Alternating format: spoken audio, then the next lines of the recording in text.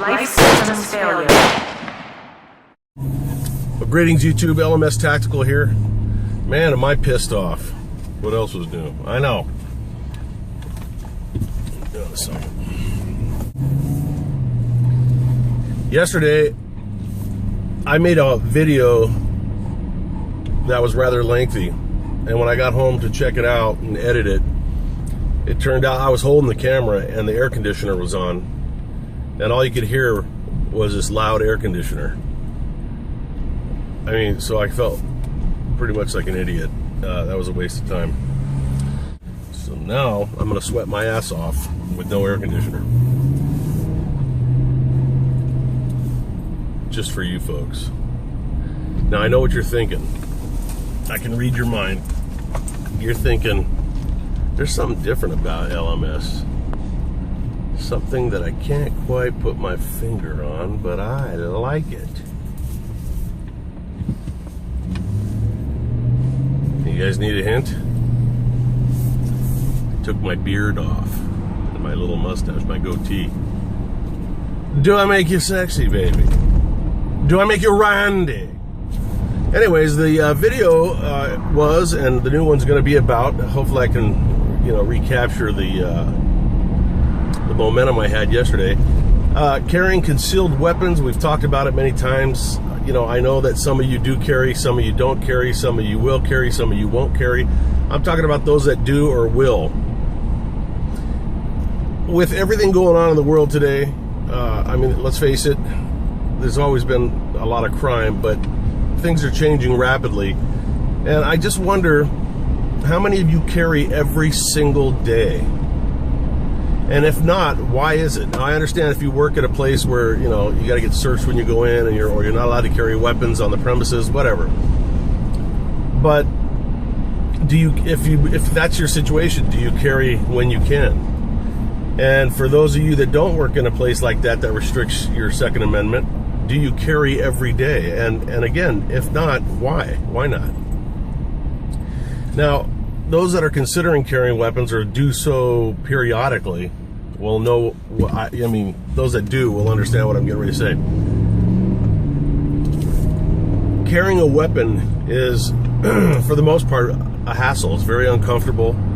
Most people, or a lot of people, when they get their concealed carry permit, they're so excited they want to carry their weapon every day, but then they realize what a hassle it is, and it's not comfortable, and blah, blah, blah, so they kind of stop carrying it. And then it's doing you no good. This always harkens the memory for me of I might have talked about it in the past, but there was sheriff's deputies in California, in the Inland Empire. It was husband and wife that were both on the sheriff's department.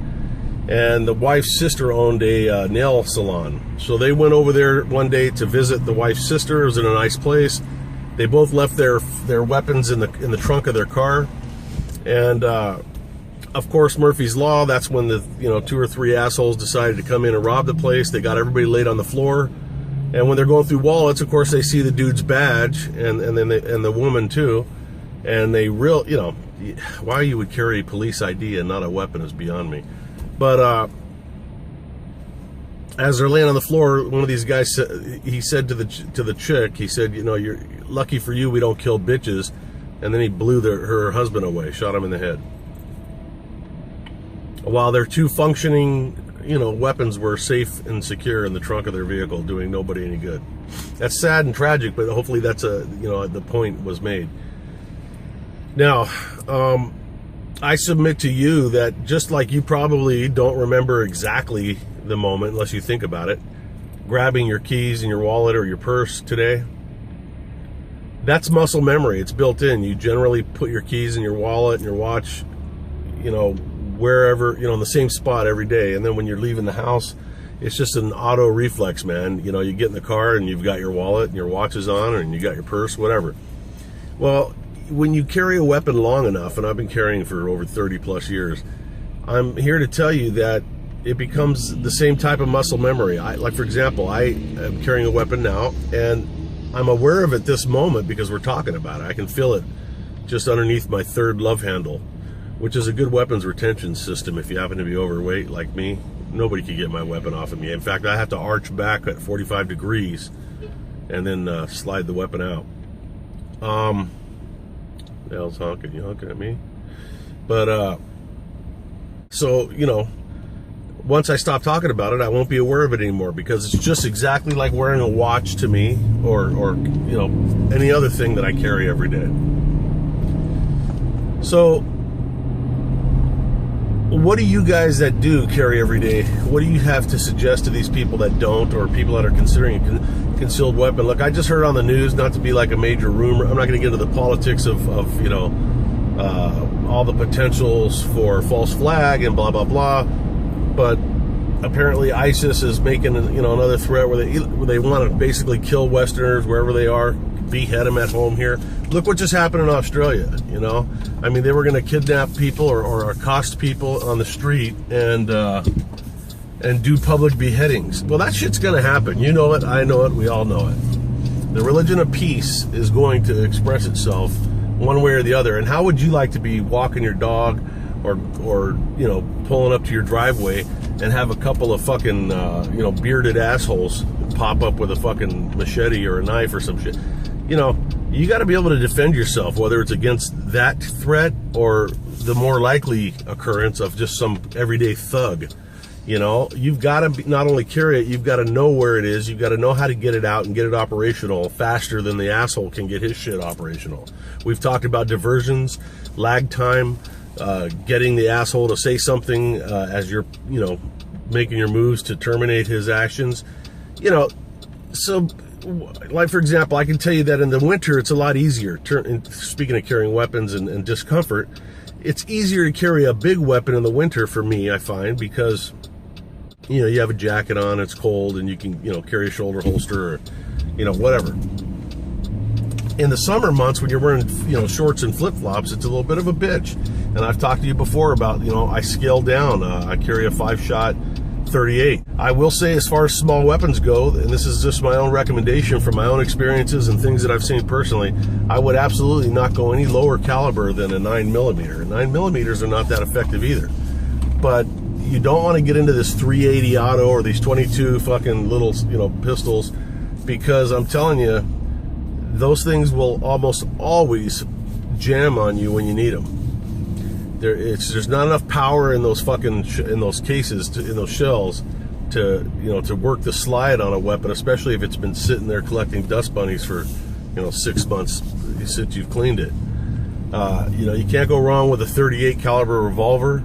You don't have a whole lot of ammo, but it's gonna function 99.9% of the time. It takes a lot to fuck those up. And you know, you can get a smaller 9mm or a 40 caliber, which is the round that I carry, is a 40 caliber. You know, and I didn't mean to make this a video about ammunition, but, you know, if you're going to go through all the trouble to carry a weapon, you might as well carry one that's got a good chance of stopping somebody's, you know, deadly actions against you or your loved ones or innocent people. So what do you guys think, man? I'm just wondering. You know, throw out some comments, and I hope you guys had a good weekend, and I'm wishing you all a good week. LMS Tactical, I'm out.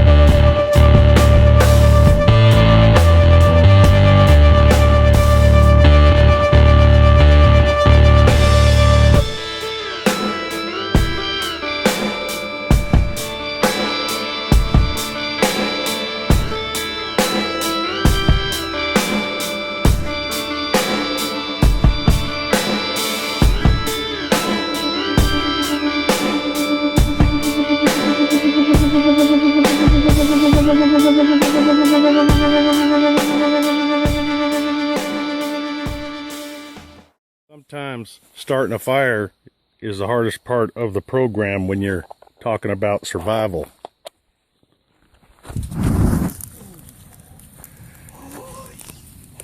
Other times it becomes rather simple. Oh my God, my wrist. Damn near killed my boy, but it's all about surviving.